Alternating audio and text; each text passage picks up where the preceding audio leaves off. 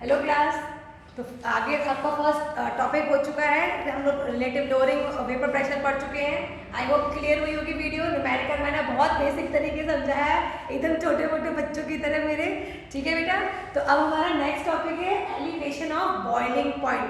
Elevation, escalator क्या करता है, हमको ऊपर ले जाता है नीचे ले जाता है, लेकिन यहाँ पे हम ऊपर ले जाने की बात कर रहे हैं। तो एस्केलेटर ऊपर ले जाता है, तो एलिवेशन मतलब आप समझ लेना कि इंक्रीज क्या हो गया है, इंक्रीज हो गया है। ठीक है। तो यहाँ पे हमारा क्या हो गया है, आपका इंक्रीज हो गया है।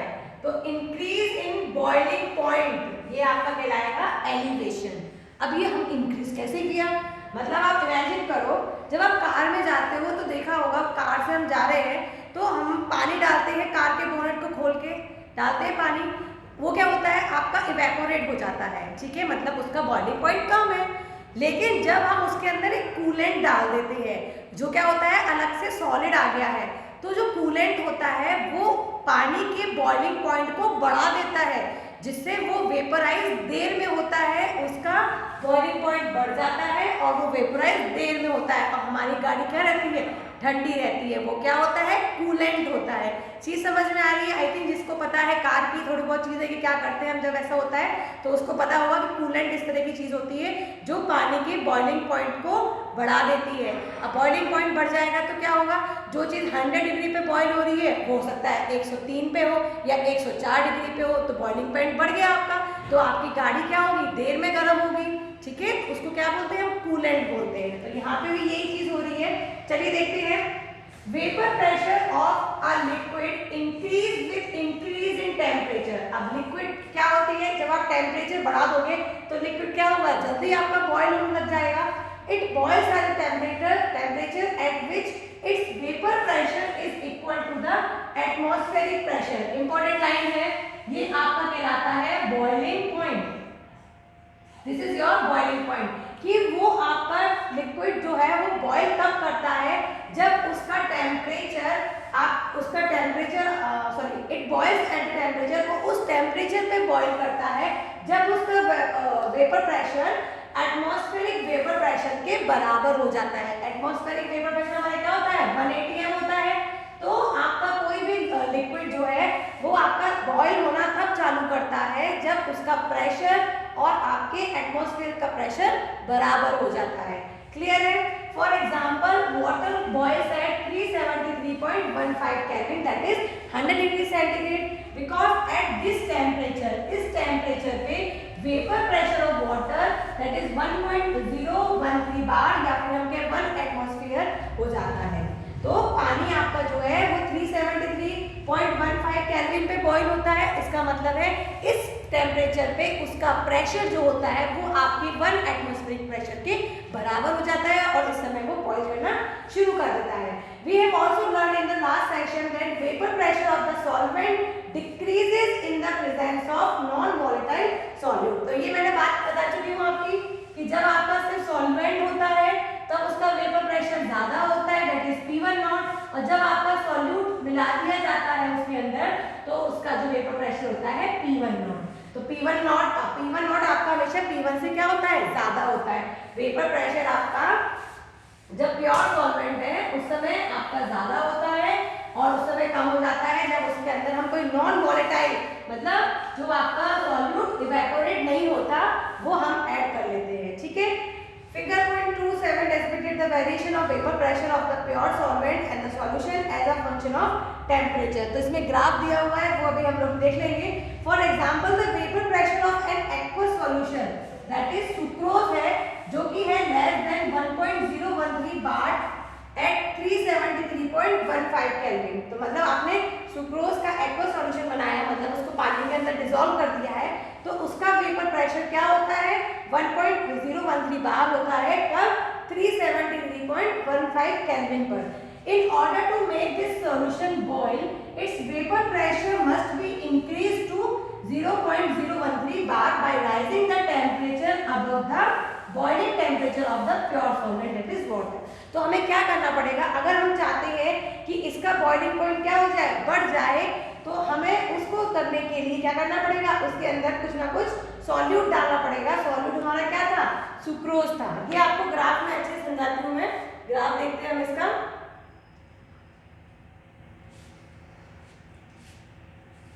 चलिए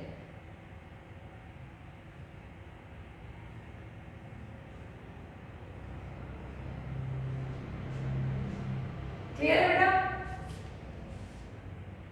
चलिए तो यहाँ पे देखिए ये क्या दिया हुआ है आपको, जो आपका सॉल्वेंट की लाइन दिख रही है, ठीक है। ये वाला जो आपका क्या है, बॉइलिंग पॉइंट जो है, ठीक है। ये जो बॉइलिंग पॉइंट है आपका, टेम्परेचर आपका ये दे रखा है यहाँ पे, और ये आपका क्या हो गया, 1 atm प्रेशर पे आपका जो सॉल्वेंट है वो बॉइल होना शुरू हो गया।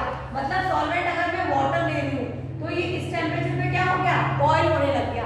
अब मैंने यहाँ पे सॉल्यूशन के केस में इसमें कोई सॉल्यूट ऐड कर दिया है, मैंने इसके केस में कोई सॉल्यूट ऐड कर दिया है उसकी।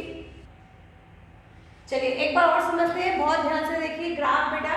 तो यहाँ पे जो हमारा ग्राफ है वो आपका किस किस के बीच में है, वेपर प्रेशर के बीच में और टेम्परेचर के बीच में। तो जैसे जैसे आपका प्रेशर बढ़ेगा, ये अभी हम पढ़ के आ चुके हैं कि आपके जो वॉल्यूम लिक्विड होता है, लिक्विड के अंदर क्या होता है, जैसे जैसे आप टेम्परेचर बढ़ाते जाओगे इसका वेपर प्रेशर भी क्या होगा, इंक्रीज होता जाएगा, ठीक है। वेपर प्रेशर इसका इंक्रीज होता जाएगा। अब यहाँ पे देखिए क्या है, जैसे जैसे आपने क्या किया, टेम्परेचर बढ़ाया, आपने क्या किया, टेम्परेचर बढ़ाया, तो आपका सॉल्वेंट दैट इज वाटर था, that is your pure solvent, ठीक है। तो इसका प्रेशर क्या होगा आपका, P1 नॉट होगा। इसका प्रेशर क्या होगा, P1 नॉट, प्योर सॉल्वेंट है, पानी है आपका, इसको बॉईल कर रहे हो तो इसका वेपर प्रेशर आपका P1 नॉट होगा।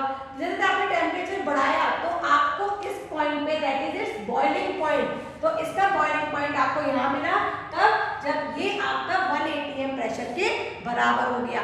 कोई सॉल्वेंट आपका, कोई भी लिक्विड बॉईल कब होना चालू करता है, जब उसका vapour pressure atmospheric vapour pressure के बराबर हो जाता है, उस टेम्परेचर पे वो आपका बॉईल होना शुरू हो जाता है। तो यहाँ पे भी क्या है आपका TB नॉट आपके टेम्परेचर पे ये आपका 1 atm बार पे पहुंच गया, तो ये इसका क्या हो गया, बॉइलिंग पॉइंट हो गया, ठीक है बेटा। अब यहाँ पे क्या है, सॉल्यूशन है, तो इसके अंदर सॉल्यूट मिला हुआ है जिसका क्या है, वेपर प्रेशर आपका नॉन वोलेटाइल है, सॉल्यूट आपका नॉन वोलेटाइल है, उसका वेपर प्रेशर बिल्कुल नेग्लिजिबल है, ठीक है। तो इस समय जो सॉल्यूशन का वेपर प्रेशर होता है, ये क्या होता है हमारा, P1 होता है, और P1 हमेशा P1 नॉट से कम होता है, ये मैं पहले ही बता चुकी हूँ कि P1 नॉट का आपका वेपर प्रेशर ज्यादा होता है आपके सॉल्यूशन के वेपर प्रेशर से। तो इस केस में क्या हो गया, आपको जो ग्राफ मिला है वो लाइन इसके नीचे मिली है, और देखिए जैसे टेम्परेचर हमने बढ़ाया तो देखो आपका जो बॉइलिंग पॉइंट था, मतलब इसके अंदर क्या मिला हुआ है, सॉल्यूट मिला हुआ है, तो सॉल्यूट मिला होने की वजह से इसका बॉइलिंग पॉइंट देखो आपको यहाँ मिला है, मतलब बॉइलिंग पॉइंट टेम्परेचर क्या हो गया, बढ़ गया। तो अगर मैं यहाँ पे बात करूँ तो डेल्टा TB क्या हो जाएगा आपका, TB minus TB not, TB minus TB not. जैसे पहले हमने क्या था, डेल्टा P निकाला था रिलेटिव क्लोरीन मास से, कैसे निकाला था, P1 नॉट माइनस P1 निकाला था। उसी तरह से यहाँ पे हम टेम्परेचर की बात कर रहे हैं, तो ज्यादा टेम्परेचर किसका हो गया, बॉइलिंग पॉइंट किसका बढ़ गया, सॉल्यूशन का, सॉल्यूशन का बॉइलिंग पॉइंट बढ़ गया है, तो यहाँ पे आपका क्या हो गया है, TB बन गया है वो, और डेल्टा TB कैसे निकालोगे आप, TB माइनस TB नॉट। पहले उसका TB नॉट टेम्परेचर था, अब उसका बॉइलिंग पॉइंट बढ़ गया है, तो इसके क्या आ गया है, TB आ गया है। तो TB में से TB नॉट घटा दोगे तो आपको इनके बीच का बॉइलिंग पॉइंट का डिफरेंस मिल जाएगा। क्लियर है, इजी हो गया आप समझना। चलिए तो क्या है, the boiling point of the solution is always higher than that of the boiling point of the pure solvent in which the solution is prepared, ठीक है। तो मतलब पहले क्या था, हमारा जो वाटर था, वाटर का बॉइलिंग पॉइंट कम था, लेकिन जब हमने उसके अंदर सुक्रोज मिला दिया आपका, तो उससे उसका बॉइलिंग पॉइंट क्या हो गया, बढ़ गया। Similarly, the lowering of vapor pressure, the elevation boiling point also depend on the number of the solute moles rather than their nature. तो पहले की तरह ही इसमें भी क्या है, जो आपका वेपर प्रेशर है वो डिपेंड करेगा कि आपने सॉल्यूट की कितनी मात्रा मिलाई है। ज्यादा मात्रा मिलाओगे बॉइलिंग पॉइंट उसका और ज्यादा हो जाएगा। क्लियर है ये चीज। A solution of 1 mole of sucrose in 1000 gram of water boils at 273.52 Kelvin at 1 atmospheric pressure। तो जो आपका 373.14 केल्विन था, वो आपका कितना हो गया 373.52 केल्विन, मतलब बॉइलिंग पॉइंट क्या हो गया, इंक्रीज हो गया। ठीक है, तो लेट टीबी, आपका टीबी नॉट क्या था, आपका बॉइलिंग पॉइंट था कब, जब आपका सिर्फ प्योर सॉल्वेंट था, और टीबी आपका क्या है, बॉइलिंग पॉइंट है कब, जब आपका सॉल्यूशन है। तो आप डेल्टा पी निकाल सकते हो, डेल्टा पी को ही क्या बोलते हैं हम, elevation of boiling point. Delta T को ही क्या बोलते हैं बेटा, एलिवेशन ऑफ बॉइलिंग पॉइंट, की बॉइलिंग पॉइंट में कितना बड़ा हुआ है, इजाफा हुआ है, कितना इंक्रीमेंट हुआ है। ठीक है, तो delta TB minus TB naught से आप एलिवेशन ऑफ बॉइलिंग पॉइंट निकाल सकते हैं। Experiment I have shown that the dilute solution the elevation of boiling point TB is directly proportional to the molar concentration of the solute in a solution। तो यहाँ पे क्या था, देखो आप ग्राम में दिया हुआ है, ग्राम में दिया हुआ है, तो ग्राम में क्या होता है, क्या हम निकालते हैं, मोलैलिटी निकालते हैं। मोलैलिटी होती है ना हमारी, molality M is equal to number of moles of solute upon volume of solution, sorry volume of solvent in kg. Yes, clear. चलिए, तो यहाँ पे हमने मोलैलिटी के बराबर हो गया, तो यहाँ पे क्या आ गया, क्योंकि यहाँ पे हमारा जो सॉल्यूशन है वो आपको बेटा ग्राम में मिलेगा, ध्यान रखना ये चीज। तो वो मोलैलिटी के प्रोपोर्शनल होता है। जब मोलैलिटी प्रोपोर्शनलिटी कांस्टेंट हटाते हैं हम, जब यहाँ पे प्रोपोर्शनलिटी कांस्टेंट हटाएंगे तो आपको एक कांस्टेंट लगाना पड़ेगा, that is your KB. Clear है। चलिए, तो अब केबी क्या है ये देखते हैं। Here m is a molality, is the number of moles of the solute dissolve in 1 kg of solvent. ठीक है, फॉर्मूला हम पहले डिस्कस कर चुके हैं मोलैलिटी का। And the constant of proportionality KB is called boiling point elevation constant. क्या बोलते हैं इसको, केबी को बॉइलिंग पॉइंट एलिवेशन कांस्टेंट और मोलर एलिवेशन कांस्टेंट। और आपको कभी कभार इसकी वैल्यू क्वेश्चन में डायरेक्ट दे दी जाती है। ठीक है, the unit of KB is this, ये इंपॉर्टेंट चीजें हैं, ये याद रखने वाली चीजें हैं। इसकी ये यूनिट होती है वो K, kelvin, kg, mole inverse होगी। Value of KB for some common solvents are given, आपको केबी की वैल्यू कई सॉल्वेंट की दी हुई है। इफ W2, वही आपको न्यूमेरिकल फॉर्म में आपको इसके लिए फॉर्मूला निकालना पड़ेगा। ठीक है, चलिए देखते हैं। If W2 gram of the solute of molar mass M2 is dissolved in W1 gram of the solvent। यहाँ पे हमें क्या है, W1 आपको वैल्यू दी है, क्या फॉर्मूला होता है मोलैलिटी का, M equal two moles of solute upon volume of, या वॉल्यूम की जगह आपका यहाँ पे मास भी आ जाएगा, मास ऑफ, क्योंकि यहाँ पे वॉल्यूम आपका ग्राम में आएगा ना, तो मास आएगा, mass of the solvent in KG. Clear है, वेट दे दिया आपको। तो यहाँ पे मोल्स ऑफ द सॉल्यूट कैसे निकालते हैं हम, गिवन मास दैट इज आपका W2, क्योंकि सॉल्यूट में W2 आएगा, और अपॉन M2 इसका मॉलिक्यूलर मास सॉल्यूट का, और अपॉन में क्या आ जाएगा, ये क्या है, मास ऑफ द सॉल्वेंट। तो सॉल्वेंट का मास क्या होगा, W1। क्लियर है। और आपको अगर उसमें ग्राम्स में निकालना है तो आपको ऊपर 1000 से मल्टीप्लाई करना पड़ेगा। करा देना हमें सारे क्वेश्चंस में। क्लियर है, तो वही यहाँ पे आपको दिया हुआ है W2 upon M2, W1 upon 1000। तो इस तरह से आपको ये टर्म्स मिल जाएगी। Substituting the value of molality in equation this, अब इस वैल्यू को हम कहाँ पुट कर देंगे, इस वाली इक्वेशन में। तो आपको क्या मिल गया, TB is equal to KB into आपकी सारी M की वैल्यू। तो यहाँ से बेटा आप किसी भी चीज की मोलैलिटी भी निकाल सकते हैं, और आपको कोई एक टर्म नहीं दी हुई है कोई, तो उसको भी आप फाइंड कर सकते हैं। तो ये दोनों फॉर्मूले आपके इंपॉर्टेंट है, ये वही आपको डायरीज में लिखने हैं अपनी। ठीक है बेटा, चलिए आगे बढ़ते हैं। Thus in order to determine M2 molar mass of the solute, known mass of the solute is known mass of the solvent is taken and delta TB determined experimentally for a known solvent whose KB value is known। तो इनमें से आपको कोई भी value missing होगी वो आपको find करनी है। जिस तरह का पहले वाला क्वेश्चन था उसी तरह का इस तरह का क्वेश्चन होता है। बहुत इजी है बेटा, कोई दिक्कत नहीं आनी है अपने को, बस ध्यान रखना है किस तरह से चीजों को सॉल्व करना है। चलिए इसका भी एक क्वेश्चन सॉल्व करा देती हूँ मैं। चलिए